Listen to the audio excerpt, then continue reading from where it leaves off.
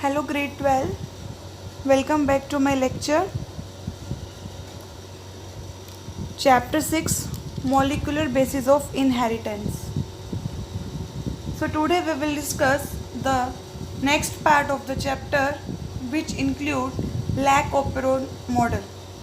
Okay, so Lac-Operon concepts, or also known as gene expression in prokaryotes or inducible operon concepts. Lac-Operon concept was first proposed by French biologists Jacob and Monod. Okay, experimentally they demonstrated the regulation of the gene in E. coli. Okay, so these are the two scientists you can see in the images. An operon is a group of the gene that are transcribed at the same time, and the sequential arrangement of regulatory gene, promoter gene, operator gene and structural gene in prokaryote is called operon concept. In the given diagram you can see regulatory gene is present, promoter is present, operator and structure, all these are present. The Lac-Operon consists three structural genes, each involved in processing the sugar lactose, and one of them is the gene for enzyme beta-galactosidase, and this enzyme hydrolyzes lactose into glucose and galactose. So the galactosidase is an enzyme which hydrolyzes the lactose, okay, into glucose and galactose. Now the cultural situation for E. coli. When glucose is present and lactose is absent, then the E. coli does not produce any enzyme, that is beta-galactosidase. Okay, why? Because lactose is absent na, that's why. And when glucose is absent and lactose is present, then the E. coli produce beta-galactosidase, because the function of beta-galactosidase is the breakdown of lactose into glucose and galactose. So E. coli can use either glucose, which is a monosaccharide, or lactose, which is a disaccharide. Okay, glucose is a monosaccharide, lactose is a disaccharide, and lactose needs to be hydrolyzed or digested first into glucose and galactose.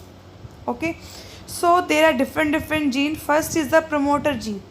It is a site for attachment of RNA polymerase II, which promote the structural genes to transcribe through operator gene. Next is the operator gene. Operator gene basically operate and control the expression of structural gene. In the given picture you can see the orange one is the promoter gene and the red one is the operator gene, and the green portion, that is LAC-Z, LAC-Y and LAC-A, these are the structural gene.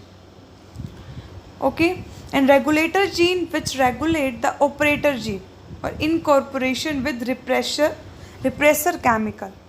And structural gene, three structural genes are present next to the operator gene. They are LAC-Z, LAC-Y and LAC-A. LAC-Z basically codes for the enzyme beta-galactosidase. I told you about beta-galactosidase in previous slide. And LAC-Y, which codes for lactose permeases. Okay, and LAC-A, that codes for enzyme thiogalactoside transacetylase. Okay, after that, if the lactose is absent or in the absence of lactose, that means switch off condition, then there will be no transcription, because beta-galactosidase, that enzyme will not produce.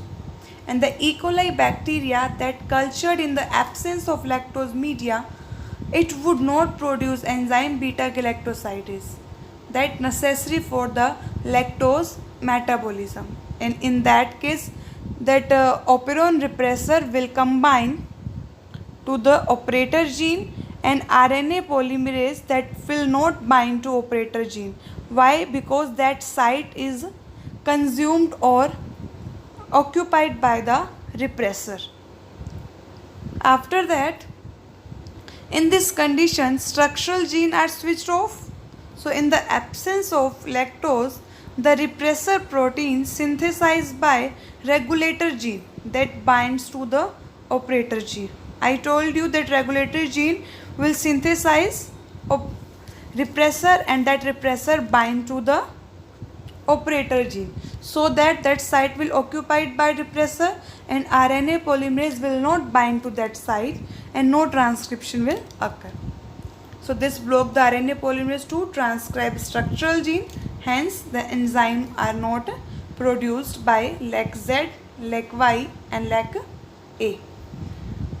If the lactose is present, that means switch on condition, then there will be enzyme synthesis occur, that means transcription occur. Okay. So the E. coli bacteria that are cultured in the presence of lactose media, then it produces the enzyme beta galactosidase, and it is necessary for the lactose metabolism. Without that enzyme, lactose metabolism can't take place. In this condition, structural genes are in switched on condition. LAC-Z, LAC-Y, LAC-A, these are the structural genes. So in the presence of lactose, the repressor protein synthesized by regulator gene, and that regulator gene bind to the lactose molecule and it form a repressor inducer complex. Okay, after that, the inactive repressor complex does not bind to operator gene.